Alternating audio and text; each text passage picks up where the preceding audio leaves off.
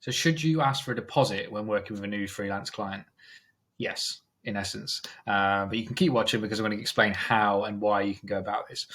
So firstly, sometimes new freelancers, I see this time and again, where they're a little bit nervous to kind of bill for their service, particularly in advance. And if they haven't had much experience of doing this, there just feels this little bit of a challenge to overcome billing and charging for their time. It just doesn't feel quite right, which is probably coming from a place of um, in a good way, to be honest with you. Like they feel that they really want to offer value at the start and they're a bit nervous about billing for that time. Absolutely understandable and fine, particularly if you've come from, as you likely will have, an employed background where you don't really get into these conversations very often.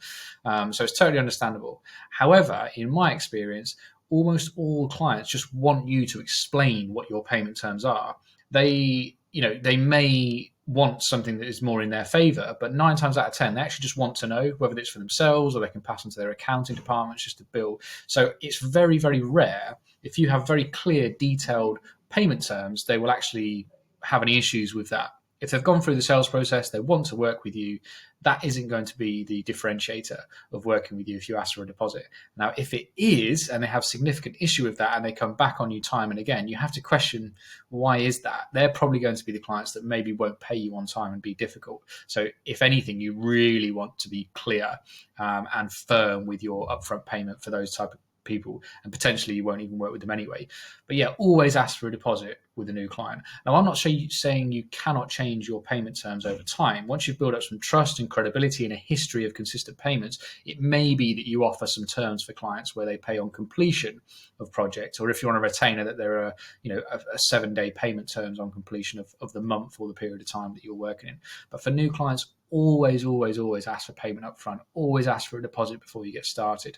Now, you need to work out what's best for you, whether that can be 100% deposit, if that makes sense, or X amount in advance and then further stage payments on delivery, depending on what you're doing. If you're building a website, for example, is it something where you're going to have the assets that you would share with the client and require payment in advance of that? Or is it a retained monthly service and you may be asking for a deposit for the first few months of delivering that service and then you change? But regardless of what it is, work out what's best for you, but always ask for a deposit in advance for new clients, regardless of who they are, what size company they are. That is the way that you operate. And if someone wants to work with you, they have to adhere to those payment terms.